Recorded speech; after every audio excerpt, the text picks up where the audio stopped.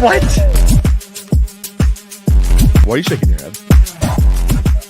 You're welcome.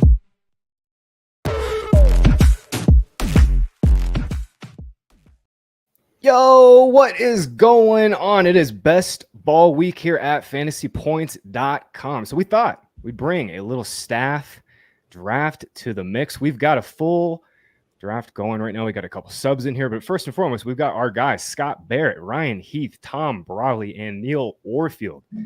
On the stream tonight, we're ripping a draft on UnderDog, a little $10 staff league. Get in on UnderDog using code FantasyPTS. Draft is starting. Our guy Thomas Tipple, you can catch him at the Best Ball Breakdown Show with myself and Mark Garcia. High-low on Thursdays. He's picking first. T-Bro, you're second. What are you thinking here, man? You got CMC. There it is. Yeah, I am. I got CMC. I was just complaining to Joe earlier this week. I've been doing some of these drafts, and I think I've gotten 10 through 12 and the 7th overall pick. So I thought starting at 2 here, I'd get a little CeeDee Lamb, but Christian McCaffrey fell to me, so I can't pass that up. Yeah, can't say no to McCaffrey. At 2, Neil, I got to think you're just smashing Lamb here, right? I am smashing Lamb here. I was letting the clock run down. I'm not sure if we're still trying to buy some time, but yeah, Lamb all day at the 103. Yeah, that's probably maybe 1 out of 10,000 chance that Lamb gets to 3 there. But yeah, Thomas threw us a little bit of a curve with Chase at 1. Don't hate it. Getting a little weird. We got Justin Jefferson. Joe goes Tyreek. Yeah, should be a fun draft here. Here, boys. What up, Meat Wad? What's up, Colby? Colby, you got in. See you in the chat. What's going on, man? Who is this in the 8 hole? Princess Tara? Can anybody? Who knows? Must be a subscriber. I have no idea. It's the sharpest of the sharp. How worried are you guys about the CeeDee Lamb holdout on a scale of 1 to 10? I know ADP treats it as a 0, but certainly more than a 1, right? I'm at 1. Honestly. Yeah, I'm pretty low on that. Yeah, I mean they're just so screwed if they don't get something done, man. They have nothing else. I mean, I feel like that was the one thing driving down T. Higgins ADP, and he just signed his franchise tag, and there's no one cares at all for CD. Yeah, James Conner made me so much money that 1 year, which is why I have to bring it up. I don't think Dallas lets this go much deep into than training camp. Really, they screwed themselves for sure. I mean, they could have maybe saved a few bucks by extending him early, but they're in trouble because Dak wants to get paid. Oh, Mark with a little contrarian start there, a little Ayuk Waddle. I like that. Getting a little weird. Does that have week 17 correlation or something? No. It does not have week 17. It has week 16 though. They play in week 16. Oh. This is, I mean, you don't really need week 17 correlation in this draft, right? This is in this draft. Well, we're just that's the question is how should we play it? You're just trying to beat 11. Yeah. You're trying to beat 11 here. And there's no playoff rounds as far as I could tell. We're just straight up weeks 1 through 17. I think so. Yeah. Yeah. It's just a league. Yeah. Yeah. Yeah. I think that's how their 12 team. It's just like a best ball 1 through 17. I guess I probably should like how their marathon or their one of their other league or. Yeah, this is not a BBM, not anything like that. We're trying to advance just a standard 12 team league. First draft of this type that I've done, to be honest, and I'm trying to wrap my head around. I'm so used to just doing these huge, large field GPPs. It was hard enough for me to try to wrap my head around a Dalmatian where the final round is 24, just trying to scale back from that. Something I struggle with in the UFL shows we did every week. It was I'm so gal-brained. I'm used to huge DFS GPPs, and it's oh yeah, these are not that big of fields. You don't have to get that weird. Well, so Neil, just wait until you do your home leagues with your friends. The ADP is completely detached from basketball reality, dude. ESPN, Sleeper, Yahoo. It is a different game now, man. Yeah, right. It is strange playing best ball and just clicking on the players you like as opposed to who's correlated, and it's not something different game. I'm in these types of leagues. I'm strictly just going off rankings for the most part. I'm generally not stacking as near as much. Obviously, if something falls in my lap, I will. I mean, this is the easiest format to play. I talk about how I think Dynasty is more or less a solved game. Best ball non-tournament is so so exploitable. You want to print money? Go to Yahoo and play some of their best ball leagues. Just drafting the right positions and the right number of positions is really, and off at ADP, you don't need too much more than that to make a nice profit. Yeah, and they don't do tournaments. It's like cash game style. So it's even more so just like hammer the best ADP values and let the chips fall where they may. But yeah, in this style of tournament, broke Neil's brain. You don't have to go too crazy with the correlations and stacks. We're really just trying to build out, who's going to score the most points. Mike Lentini from subscriber Discord, only RB start, Bijan and Achane. The rest of us either have one receiver or two. Get this going. Neil, you got a little Lamb, Debo, and Devonta Smith. If this were BBM, that'd be a great start. Yeah. Little Cowboys-Eagles correlation there.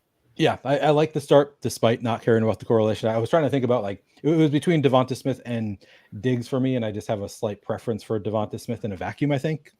Nice. Yeah, nice. Let's see here. Tom, you go CMC, Nico, and Evans. Nico sliding past ADP a little bit for you there.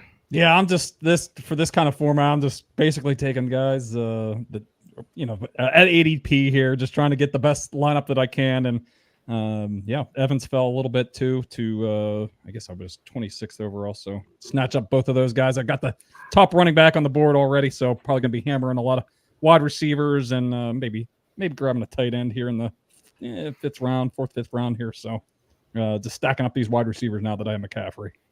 There you go. Let's see what Drake does here. If not that, nice. Oh wow. Okay, I can't give you away, but T. Higgins. I'm giving you away, Scott, but I like the T. Higgins call here. I mean, that's what I was saying. His ADP just makes no sense. You kind of have to throw out last season. I think he only played one healthy game last year where Joe Burrow was also healthy. And before that, 2 years ago finished as the wide receiver 16. The year before that, the wide receiver 11. Just tremendous value, I believe. Yeah, you think back to the drafts last year, he was that second, the end of the second, beginning of the third round turn. So based on the ADP now, he slid back into the mid fourth, early fourth round. So just looking at last year's ADP, he's a real strong value now.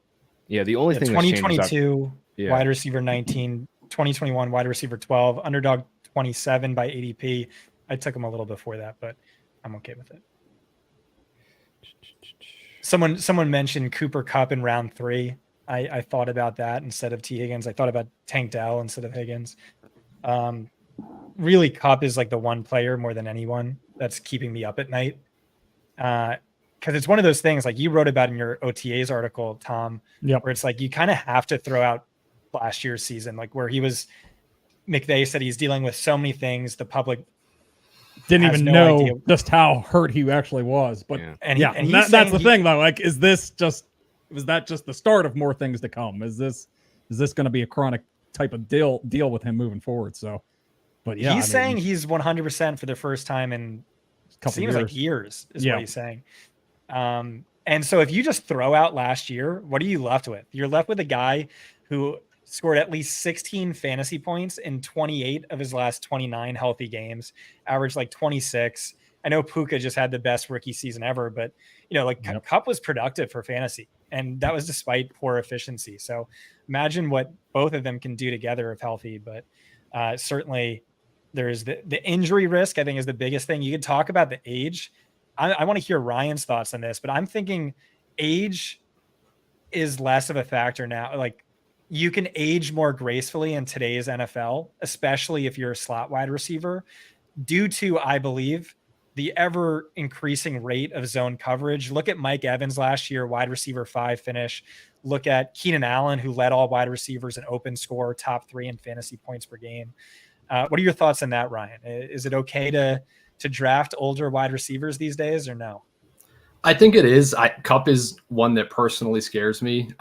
I think you have an interesting point there with the zone coverage thing. Jacob Gibbs on Twitter recently kind of went through a lot of older wide receivers and kind of built a case for or against a lot of them based on how well they performed against press man last year. But kind of to your point, yes, if a receiver can't beat press man, yeah, maybe he's declining a bit.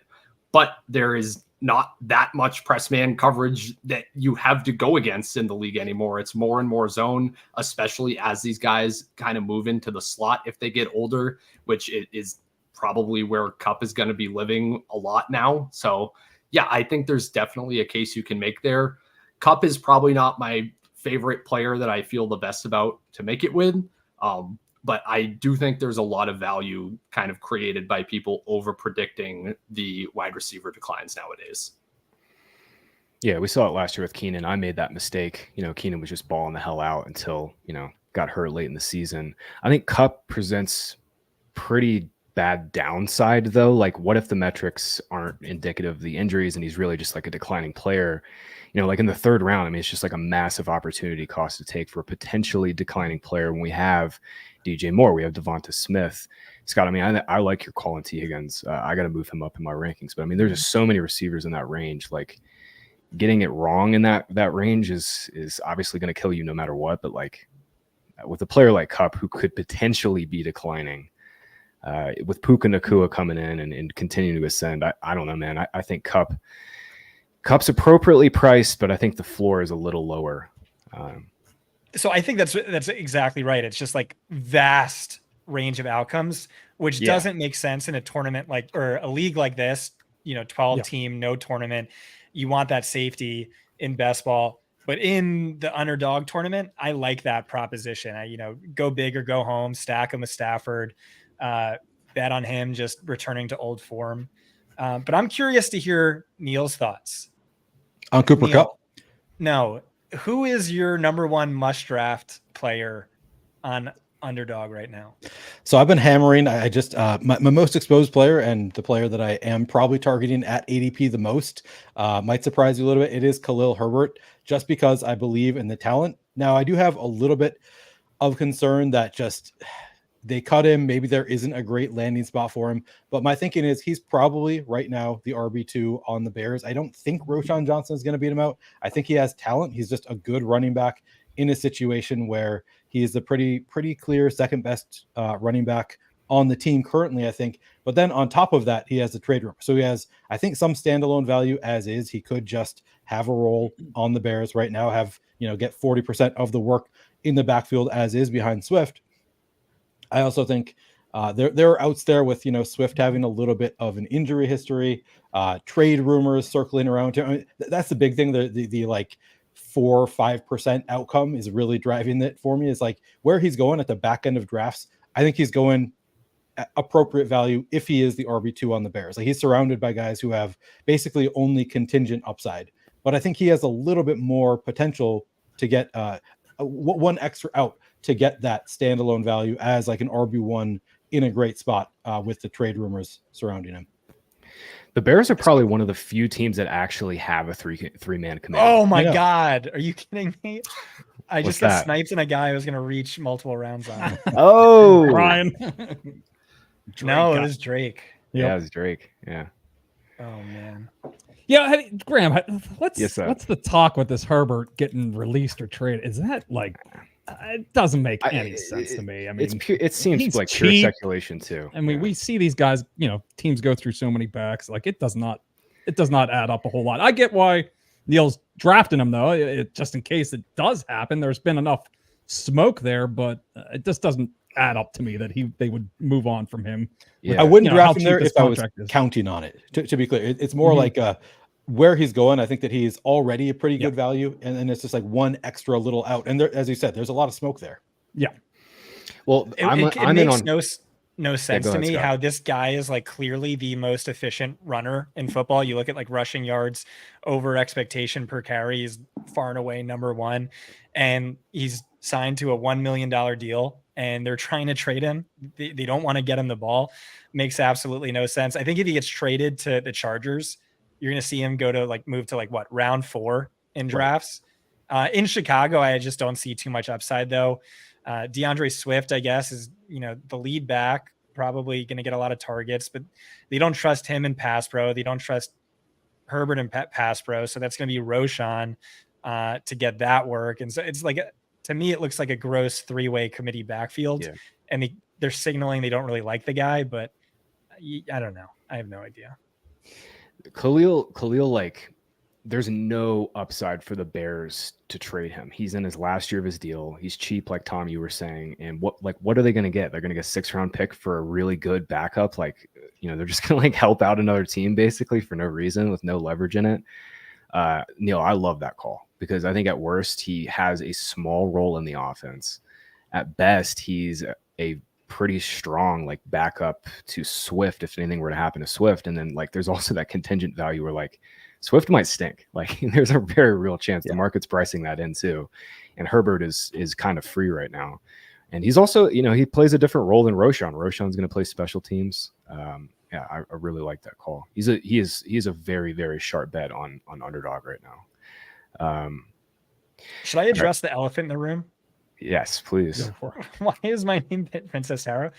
Because I'm going to win the $2 million grand prize, and I want everyone to be like, "Who the hell is Princess Tara? What happened? Did a 16-year-old girl just win the tournament?" And then everyone speculate as to who that is. But now I've just been outed, so I'm so mad about that. And then I only do about like 20 drafts per year, and so I just want to lull the room into a false sense of security. Like, oh, this isn't a sharp. This isn't like one of the most renowned fantasy football experts in the game.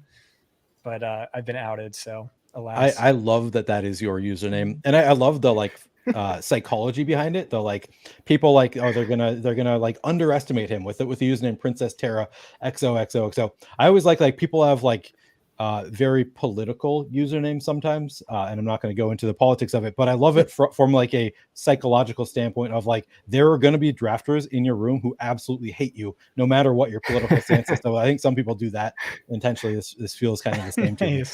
Make it more emotional for them. Yeah, I stole that from someone. Neil, Princess Tara. The psychological component, the mind game aspect. Yeah. A Raven, do you know his FanDuel username? I can't think of. No, I don't think I do off the top of my head. It's Bad Girl. So he's like, I get spammed like the softest head-to-heads.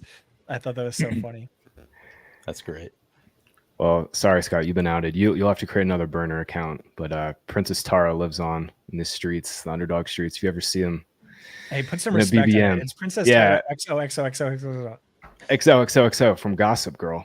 Yeah, Princess Tara's 1 in a milli this year. It's happening. It's gonna happen. Oh man. First time my guy fell to me, so I'll take that. Yeah, well, I was just about to ask you about John Brooks, man. I need you to wax poetic because I know you and I are both big on Brooks right now. I'm all fucking in. Like if they say he's not ready for week 1 and then he's gonna be eased back into play, like I don't care. I still think he's a tremendous value. Yeah, that's all priced in. He is, to me, he's going to be in the Rachaad White role, but he's much better than Rachaad White. Like it's just league winner in the second half. So maybe he fits the tournament of Best Ball Mania a bit better, but I am just so convicted in this player. Are we going to see his ADP drop? Because I don't, he's going to probably start the first couple of weeks on the pup list in training camp. I'm just going to take him around before ADP or more in every single draft. So it doesn't make a difference to me. I think he's priced. I think his absolute floor in terms of price would be like 95 ADP on UnderDog, in which case, like, he's kind of, he's got so much room for slack. And Tom, like, if he, like, let's say he doesn't start the season on PUP, which is fully in play right now, but if he doesn't, his ADP is going to go from 83 or whatever it is now into the, probably the 60s, even in this economy. It's just like humongous upside for a league winning player late in the season, like Scott was saying. Imagine if Rachaad White was actually a really good runner. I've been saying this for years about Rachaad White. Like he's a really good player on passing downs. He's fine in pass pro, but he's just a mid runner, and all of his metrics have suggested that since college. If he gets your that nightmare fuel stat on him was crazy. Yeah. He's like arguably the worst runner over the last 2 seasons. Look, if you look at this, if the runners with similar volume, he was basically the worst running back in the league last year by yards after contact, missed tackles forced, explosive runs. It was pretty bad. But he was great for fantasy. He was top 3 in snaps, top 3 in red zone snaps, top 3 in carries, top 5 in receptions. Yeah, and that's what we're chasing here. And I think Rachaad White takes a big step back this year without my guy, Dave Canales. Can you guys all stop shitting on my player? Sorry. No, I'm just. Hey, I rarely take him. I took him in this draft at value, but I rarely take him. Dude, 70 is a great spot for him. Past Ken Walker here too. I mean, that's a great spot. I've got Rachaad a little lower than ADP. Actually, I might have him right at ADP now because I've had him in the 50s all summer. But yeah, 70 is a great spot for him. You got a sick little zero RB team going, Neil. That's a nice little setup. Yeah, coming around a little bit. Yeah, that's looking good, man. Can I ask a question? Because I was really in on Trey Benson after watching a Fantasy Points video. I forget who Scott. Who were you with? You debated the merits of you and Brett debated the merits of Trey Benson, and you both really sold me on Trey Benson.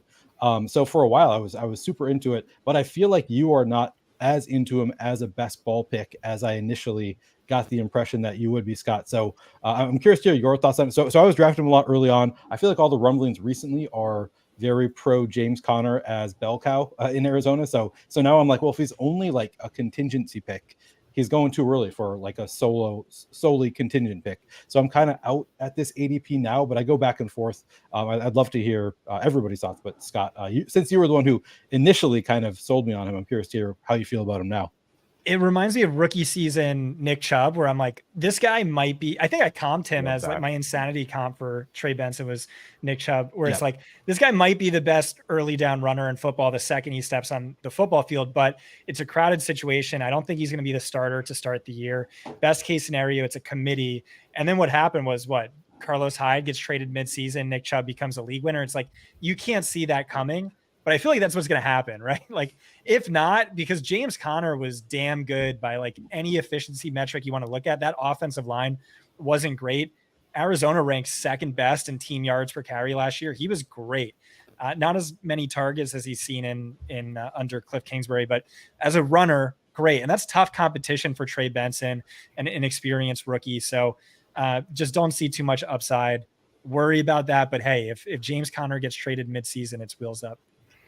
Yeah, I've got Benson ahead of Conner in my rankings simply because I think Benson has a higher likelihood late in the year to be the guy that you need in this backfield. And Conner is like Scott was saying, man. I mean, top 5 runner again last year, and yards after contact, just such a good season. But he's always liable to miss 3 or 4 games. Loved Benson's profile. I think if there's anybody in this backfield that's going to be a league winner from like weeks 14 to 17 when it matters most, I think it's most likely to be Benson. I think at worst, I was talking to Trey about this on our stream last night. We were going through the DraftKings show. I think at worst, Benson's probably going to be in a timeshare for him. They're just trying to keep Conner healthy, and then at best, like he's their better runner, and he's just their bell cow by the end of the year on a hopefully top 12 offense. So there's a bull case right there. Yeah. Who's going to get the passing game work in that backfield? Because they really took that away from Conner last year. Yeah, that's what I'm thinking. It's going to be Benson at first. You think so? Yeah, I think it'll be Benson at first. They'll keep Conner as like the early down guy. Try to get Benson involved in the pass game a little, and then just see how the season goes really with him. I think obviously his ceiling is bananas in this offense. If Kyler takes a step forward with Marv, second year removed from ACL, like they're going to blow out their projections. All right, we are ripping through 10 rounds here, man. We got through 10 rounds in about 25 minutes, maybe a little less. Let's see what we got here. Bowers slips to 116 to Dolan. I think that's maybe the latest I've seen him go. I've got Bowers well below ADP. Neil, what's your take on Bowers? I think he's the player I'm lowest on relative to ADP. He's been a guy I've been really struggling to project. So I don't take a ton of Bowers. Agreed with you. Like I'm 100% same page. He's just so like everything I hear is that he's so talented. He's like this, phenom prospect, like one of the better tight end prospects in recent memory. So I'm like, well, that sounds really good to me. But he's also, not in a situation, not in the ideal situation that I wanted him to land in Las Vegas. So I take Jerry Jeudy. I think I'm going to be underweight to the field most likely on Bowers because of where he's going in drafts. It's not really so much a player take as I draft a lot of 0 RB teams, and where he goes in drafts is like prime targeting running backs area or getting, a quarterback in that situation. So I end up not taking a lot of Bowers, but it's not really an anti-Bowers take so much as it is a constructing my lineups where he goes. He doesn't really fall where I want him to construction wise a lot. Yeah, I'm with you. I've been hammering backs in the 90s. It's just that ADP pocket. It just, there's going to be some landmines for sure, but that is where you need to be drafting your RB2s and 3s this year. It's just the sale is real, and it's just hard to envision Bowers absolutely blowing out his ADP relative to the opportunity cost of the backs there, because it gets to a certain point, man, where you actually have to start drafting running backs, and it's so convenient that most of the profiles with downside are just like they're all conveniently priced and grouped relatively together, and you can just pick off your favorite ones. It's great. Love this exactly. This setup this year. It's a great running back range there for sure. All right, Princess Tara, what are you thinking? I'm torn between these quarterbacks. I know I'm taking one, but I'm stuck between the Trevor Lawrence, Tua, Goff. I feel like Purdy's more of a floor guy, and Tua makes sense, but I went with Goff nonetheless. Goff and Aaron Rodgers, I think, are like two of the best MVP bets right now. I don't know how much I like them in fantasy. I think they're fine. I just question their league winning upside. But with Goff, it's like, does he lead the league in passing yards over the last 2 years combined? Or at least he ranks second best. And it's just Detroit is one of the most run heavy offenses inside the red zone. And if that just flips to an average rate, like I think he's firmly within the MVP conversation. I don't think anyone would be shocked if Detroit is like a top 3 team and wins. And so, hopefully he starts for me in all of his home games, and then all of his road games. Yeah, the only downside is they get 3 outdoor games all year. 2 of them are week 16 and 17, Green Bay and Detroit. So that's the only downside with Goff this year. I'm with you. I've been extremely high on Goff for a couple years now. And best ball, just his ceiling is so sick. All right, everybody has completely drained these receivers officially here. Seriously, I did not expect this to be a wide receiver avalanche room when we started, and then I looked and I'm like, I'm really glad I went 3 wide receivers the first 3 rounds because they dried up so quickly. Yeah. Oh god, do I have to do this? I guess I have to. That was me drafting Ricky Pearsall just now. Yeah. I'm going to make a similarly gross pick. Yeah, I had to RB4 in that spot, but 135 for Eckler is kind of nice. High-low getting Marshawn Lloyd at 133, man. That's a sharp move. Yeah, that's a great pick. Yeah, I've been moving Lloyd up. Lloyd and Jaylen Wright are 2 of my most drafted players right now. Yeah, QJ. Oh, you're really in on Jaylen Wright. I'd like to hear more about that. Yeah, it's just really at 150 ADP. I just think he's a massive contingent upside ceiling bet. HN goes down, you have an out there. Raheem Mostert goes down or hits the age curve. Finally, you have an out there. And I just think it's like the best player fit for a rookie running back in this class. I think Wright with McDaniel is just like the absolute perfect spot for him. It's not like Jonathan Brooks where you could have dropped him on like all 32 teams and he would have been a perfect fit. Jaylen Wright was not that type of player, but he landed in the nut spot. And that's right. If Mostert or Achane are down in the playoff weeks, like I just feel like Jaylen Wright is going to end up being a player like you have to have at 150, 140. Okay. He could be an absolute zero though, like stone zero. Like, but there's just massive upside with him at cost. It's interesting. He got steamed up so much, man. He got pushed to, in the low 130s at one point. It's really come back, and I think he's now like a really, really strong bet at cost. Yeah, I definitely I can see the bull case, and I can see myself kicking myself for not having enough when one of those guys inevitably goes down and he becomes the exactly what we had last year with Achane and Mostert, just like absolutely crushing anybody who didn't have them last year. I could definitely see that happening this year. It's hard for me. It's harder to envision when he is the 3rd running back, and it's like, well, he's so blocked right now, and these other guys that I can take right there are not blocked. But I definitely see your case. Yeah, for what it's worth, I have him behind Lloyd. I have him behind Yeah. Ty Chandler. I have him Okay. behind Charbonnet, who's like, those guys are just like clear backups. But I definitely have him ahead of ADP, and I've been taking him with regularity. I just think that, like I said, the upside case in rounds 12, 13 is just so massive with him. Kendry Miller. Do you have him ahead of Kendry Miller? I think I have Jaylen one spot ahead. Okay. Or no, let me double check that actually. You have him close to where I typically take him. Let me double check. I think I've got Jaylen one spot ahead. But yeah, man, it's just no, Kendry's one spot ahead. My bad. But I have Wright 13 spots ahead of ADP. Kendry's right at ADP. Like I said, man, just humongous contingent upside. Yeah. Great player. Do you think he has any standalone value? Like, do you think that there is no? Okay. No. I mean, I shouldn't say no straight up. Like if Mostert dies, then I guess yeah, but that'd still be contingent, Right. Yeah, everybody's going to be tilted week 1, Neil, when Mostert plays like 55% of the snaps and Achane's at like 40%. Am I wrong in thinking that Mostert seemed like he was falling off a little bit towards the end of last year? Like he kind of hit an age cliff mid-season last year? That's a better question for Ryan. Obviously picked up the injury to close out last year. What do you think, Ryan? It's Raheem Mostert. He hit the age cliff and the injury cliff like 3 years ago when he came back from the dead. So I don't think it really applies to him, where he at a really old age kind of fell into scoring a lot of touchdowns in the perfect offense for his skill set.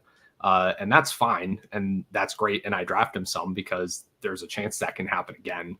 But yeah, I don't think he fits super well into like the age curve paradigm. So I'm not too worried about it. I'm just taking shots on all these Dolphins guys. Okay. Yeah, it's not like Zeke, where Zeke had all the touches racked up by 26. Mostert like started his career at 26. It's like one of the weirder age curves of all time. But Ryan, as you get your board, Jaleel, Ryan. There you go. I was panic drafting while on the clock while giving an answer. So of course, just draft Jaleel McLaughlin. That's always the answer. Ryan, how many times have you done a study looking at like one of our advanced stats and you're like, oh, first read target share is the second best stat after fantasy points at predicting fantasy points, right? And so it's like, is Raheem Mostert the best value on UnderDog right now? He really might be. The dude finished second, third among all running backs in fantasy points per game, and you can draft him as like the RB 40. Insane. Yeah, it is kind of that simple. Yeah, like there's I mean, the reason fantasy points is so predictive, like we just saw all of the things that had to happen the prior year that made that result happen. Decent likelihood it happens again. So yeah, I like Mostert for sure. Yeah, Ryan, we created the stat a long time ago where it counts up receptions and yards and touchdowns. And it turns out it's like super predictive to who's actually good. It's wild. Yeah. I know. Yeah, it turns out it's pretty good. Sean, I saw your comment. Yes, we will share this board on Discord after, and I think we can just share it on Twitter, guys. I mean, it's just all of us in this room. There's no we need to grade the teams after too. Yeah. Well, Princess Tara, A name. I'm going to give C+ ADP value solely for the QJ pick at 137, Scott. Well, I wanted to talk about this. That's why I did it. I did it for the content. Everyone is so excited to draft Jamison Williams. Like, where did he go? And it's like really disappointing rookie year, really disappointing sophomore year. QJ, no one wants to touch. When Greg Roman is talking about him, he's like, oh yeah, we're going to put him in the slot. We're going to get him yak plays, short, quick outs. We're going to give the ball to him right away. And like, that's what you do with a QJ, like elite after the catch and missed tackles forced. He had one of the best yards per route run from the slot seasons ever in his final year. And everyone's writing him off as dead when, there's not much competition. They lost Keenan. They lost Mike Williams. They lost Eckler. They lost Everett. And I don't know. I mean, like wide receiver 70, I took him as whatever it is. There's upside there. Yeah. I said the same thing about DJ Chark his sophomore season, and he won me a bunch of best ball leagues. Yeah. The upside case is all tied to Herbert just being a god. Like I think we know QJ stinks, but like the opportunity's there, and Herbert, he can be an elite talent elevator. The only problem though, Scott, is my 9th round pick, Josh Palmer, is going to outscore QJ by like 5x. It's like 100%. Only thing. So Neil, what's your take on Chargers this year? Like, are you buying into them being a top 5 run team? Do you think they end up throwing a little bit more? And what's your take on the receivers? Yeah, it's tough because I do buy into them being pretty damn run heavy. But I still kind of like the receivers where they go, just because Josh Palmer, I liked him a lot better a week or two ago when you can get him around pick 130. He's actually risen really quickly, where now it becomes like he used to be a guy that you could get after basically all of the what I considered to be my running back targets went. It would be like you get those running back targets, and then Josh Palmer would go right after that. Now he kind of goes in a range where I similar to Brock Bowers, where I'm just targeting running backs, where he's going around that pick 110. I'm like, it's a little bit of a tougher sell for me a lot of the time. I like Palmer because I do think people underestimate the possibility that he ends up being the wide receiver 1 on the Chargers. I think everybody's making the assumption that Ladd McConkey is going to come in, be the wide receiver 1, but he's a rookie. We don't know for sure that is what they plan to do, that he's capable of being a wide receiver 1. So I like the range of outcomes for Josh Palmer, because I think worst case scenario is that he's a wide receiver 3. Most likely scenario, he's a wide receiver 2. And some possible scenario that he's a wide receiver 1 on a Justin Herbert led team. So yeah, I like Josh Palmer quite a bit, but the 110 ADP is kind of scaring me off a little bit at this point. Yeah, that's where I've had him ranked. I've had him in the 110s all summer. So I mean, it was definitely nice. You can still get him at a nice discount over on DraftKings, but I think the market has come more towards what you were saying, is that there's a pretty decent chance he's their top receiver this season. And, McConkey, catches 65 balls, but, doesn't pay off ADP, and Palmer's the guy ends up being, the value. But that does seem like it's starting to get lost here a little bit here, unfortunately. Yeah. I just want to say I was brutally sniped on DeMarcus Robinson, and no one seems to care. Shout out Dan Rowe. Nice pick. Watching Graham queue up the players that I'm wanting to draft. like Graham, please change your mind and put Troy Franklin above Luke McCaffrey. Nah. I'm definitely at a disadvantage here having to queue up players, but you're welcome, Ryan. You've been sniping me a couple times too. You got me on who was it? Shakir, I think. I did not want Devin Singletary there, but that makes sense on Chargers, man. And Scott, I hear you. There's definitely a case to be made for QJ. Like he's not going to be priced up at all. No one. The track record on guys who sucked as a rookie and then were great as sophomores is like so much higher than guys who did nothing for 2 years and then exploded year 3. I don't know. Maybe Ryan could fact check me, but everyone thinks they're going to go super run heavy. I think that's more than baked in. And again, it's Greg Roman saying he was totally and completely misused last year. And he's going to use him in the way he should be used. And I think there's upside there. The super low ADP I took him at. Ryan tried to trick me into taking him by saying that he was his guy. And it turns out he was Scott. Oh, that's right. Yeah, I was. Oh boy, I didn't realize I was working 3 levels deep there. Yeah. Right. Damn. He is ass at ass. We have a new stat coming up. Literally, it is the best stat ever created. I'm pretty sure it might be the crowning achievement of my career, and he ranks dead last in ass, which is not a good thing. It doesn't sound great. Yeah, well, I mean, it can't get much worse, Scott. Only way to go up is up for QJ. But this is how I made my career. Is in drafts, when you make a pick and then everyone laughs at you, that is always your league winning pick. All of my best calls have been the calls that I got the most shit for. So what you want about me. I want to fact check this. Who was that Chiefs receiver you were all in on last year? Yeah, I remember hearing this a lot last year. Just peek behind the curtain. Scott wanted to put him in our values article. That's right, I did. Did he really? Kadarius, yeah. Oh, Kadarius, okay. Well, he picks out a new Chiefs receiver every year. I hope I don't get sniped on him now. You can still add. I mean, he did. I've seen Kadarius go a few times. People are still in. The Kadarius just didn't try to get better at football. I mean, They said he was the really what it best came wide down to. receiver on their team when Rashee Rice was in jail and Xavier Worthy was not yet drafted. Hey, I mean, it counts. If you're grading on a curve, yeah. I mean, this is something Mark and I've been talking about on our stream, but like one of Aaron Rodgers or Baker falls in every single draft, just depending on who you stack. And this one, it's Baker. It just seems like, every draft, one of these pocket statue guys just end up falling. This might be the earliest I've seen Drake. This might be the earliest I've seen Greg Dortch and Odell Beckham go here. We got Darius Slayton at 176. We got a huge receiver run here in this second round. A little atypical. Hey, there he is. There it is. For the You're on mute, memes. Scott. Oh, I wasn't paying attention. I got auto drafted. Whatever, for the brand. Nice. For the brand. I gotta say, as the I took two not completely unstacked. I do have Raheem Mostert, but I usually like to have a wide receiver or tight end with him. Did not love seeing OBJ and Jonnu Smith both go off the board well ahead of ADP. Was not expecting that. Yeah, there's no. I was just looking. There are no tight ends left officially. Yeah. Luckily, I got Ingram, but that's pretty brutal. Gentlemen, excellent job. This is one of the fastest drafts I've been a part of all year. Nearly 18 rounds in 45 minutes. Bang up job here. We're going into the final round here with Ryan and Hilo finishing it out.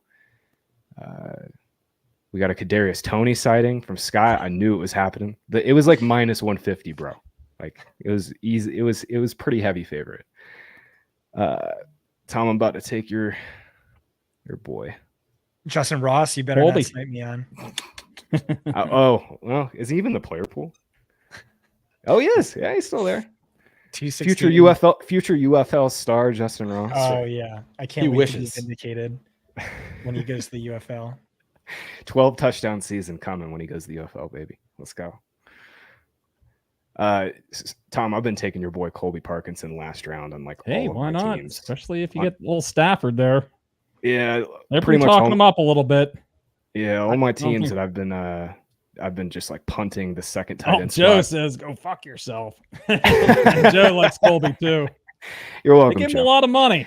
Hey Joe, you're going to be on our stream tomorrow night with Mark and I. We can get Parkinson together. There you go. We'll make up for it that way. No, he's so sharp. You brought this up on a projection call, Tom, that he got like the same amount of money as Hunter Henry. Just absolutely wild. Yeah, it's ridiculous. And Higbee, I don't think that was that was in the playoffs there. So, geez, do we see him before November? I don't know. No, I was talking to Edwin about that. He said there's a chance we don't see Higbee until like December at the earliest because he had the ACL plus, so he had not just the simple surgery. So yeah, Parkinson might be their guy all year. I haven't seen. Tom, I have not seen anything about Davis Allen. No, very little talk on him. Parkinson, they were talking up a little bit during OTAs. They were, I think Sean McVay was talking him up. He's never been a starter, but his metrics are fine. He's not anything special. But I mean, they were Seattle. If he's going to be their guy, 3 tight ends, and none of those guys were able to shine there. So obviously, the Rams saw him up close for couple of years there, and they targeted him in free agency. So, all right, let's get one last back here. Hey, nice, Braylon Allen. That's a nice little steal there, Tom. Yeah, it was between him upside and there. If something happens to Brees. Yeah, seems like he's their RB2. I still think Isaiah Davis is better, but looks like they're going to give Allen the first crack at that RB2 job. Excellent job here, guys. Like I said, we'll go to the board last time. Yeah, it was super 48 minutes. Just incredible work. We had one final thing I want to talk about in this draft is we had a massive QB run here. And in these rooms where we get a bunch of analysts together, it's usually like playing chicken on the quarterbacks here. That's exactly what happened in this draft. You're not going to see this. Allen, Mahomes, Hurts, and Lamar all lined up there in the 40s. But Joe and Neil and Dan and Tom, you guys all benefited from that there. Lined up nicely for me because I had Devonta Smith. Yes, very nicely. Yeah, damn. Lamb, Smith and Hurts. Well done there with all those running backs. Excellent job, guys. If you have not already deposited on Underdog and you're not playing on Underdog, like, what are you doing? I mean, it's the best way to play fantasy right now. If you haven't, use code FantasyPTS. You'll get a deposit match up to $250, and the best part, you'll get a standard subscription for $5 to FantasyPoints.com, best site on the internet. Again, deposit match for $250.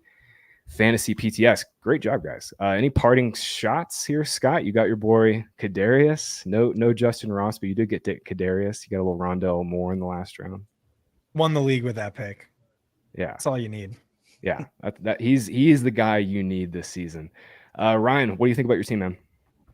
I hate any team I draft from the 11 spot, but you know, graded on that curve, I feel okay about it. I got a lot of guys I like. Got Amari Cooper, Kyle Pitts. It feels like every team I draft from the back ends up looking the same, and that's kind of what happened here. But I'm cool with it. Yeah, you got to jump ADP to get a little weird. You did with Ricky Pearsall, like that move for this team. Need a little rookie upside.